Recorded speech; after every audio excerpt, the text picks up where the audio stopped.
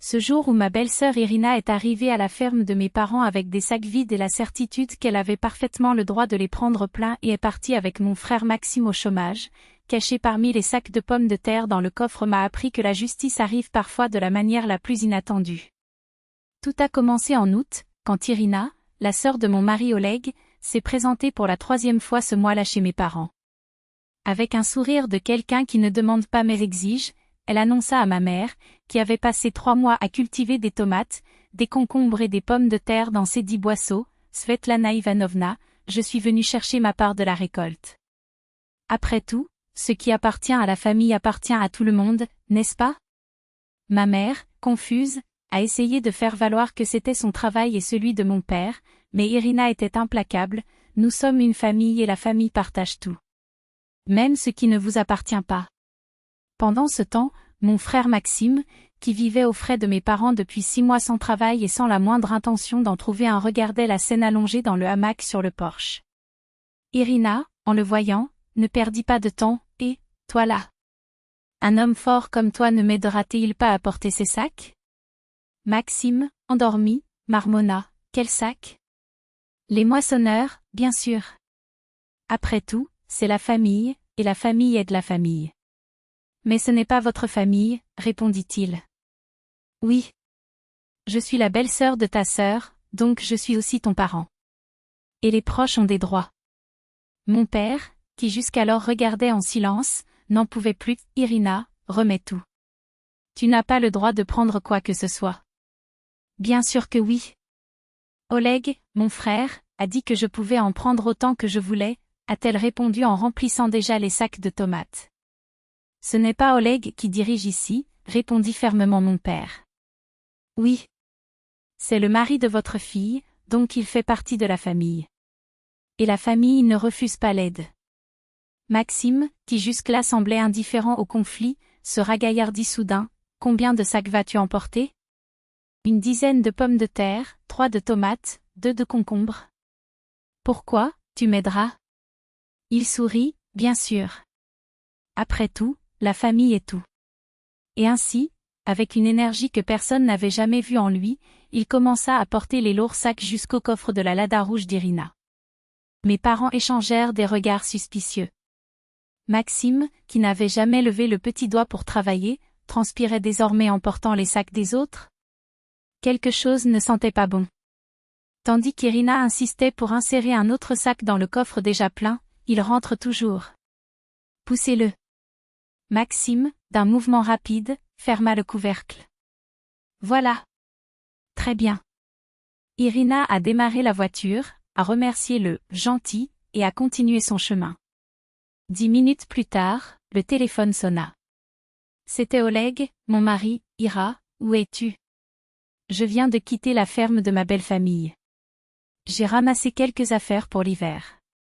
Et pourquoi suis-je dans le coffre? Comme ça? Je suis là, au milieu des pommes de terre. Ouvrez maintenant. Il semblerait qu'en portant les derniers sacs, Maxime ait remarqué l'arrivée d'Oleg pour soutenir sa sœur dans sa mission familiale. Avec un sourire malicieux, il attendit le bon moment, poussa Oleg dans le coffre et ferma le couvercle avant de pouvoir réagir. Le pauvre type, petit et mince, était coincé entre les sacs, criant et cognant, mais le bruit du moteur et la musique forte couvraient tout. Quand Irina s'est arrêtée sur le bord de la route et a ouvert le coffre, Oleg en est ressorti couvert de terre, froissé et furieux. Comment m'as-tu fait ça? Ce n'était pas moi.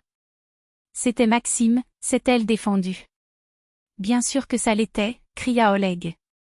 Il m'a enfermé ici à cause de son habitude de voler les récoltes des autres. Ce n'est pas du vol, c'est le droit de la famille, a insisté Irina. De retour à la ferme, c'était une confusion générale. Irina a demandé justice, cet homme a kidnappé mon beau-frère. Maxime, aux allures de saint, je viens de fermer le coffre. Comment pourrais-je savoir qu'il y avait du monde à l'intérieur? Oui, vous le saviez. Vous l'avez vu, a accusé Oleg. Je n'ai rien vu. Je pensais que c'était juste des pommes de terre. Des pommes de terre que tu aidais à voler, mon père a répondu. En fin de compte, Irina a dû tout rendre. Oleg, Humilié d'avoir été transporté comme de la contrebande parmi des légumes, c'est plein, ta famille n'a aucune honte. D'abord il se moque de moi, puis il m'enferme dans la voiture. Ma mère répondit sèchement, la honte, c'est venir chez les autres et prendre ce qui ne vous appartient pas simplement parce que vous pensez en avoir le droit. Les familles s'entraident, mais elles n'en profitent pas. Et Maxime? Eh bien, après ce jour, il a même trouvé un travail. Après tout, il a découvert que travailler peut être plus avantageux que de dépendre des autres, ou de se retrouver coincé dans le coffre de quelqu'un. Il a avoué, il a volontairement fermé le coffre.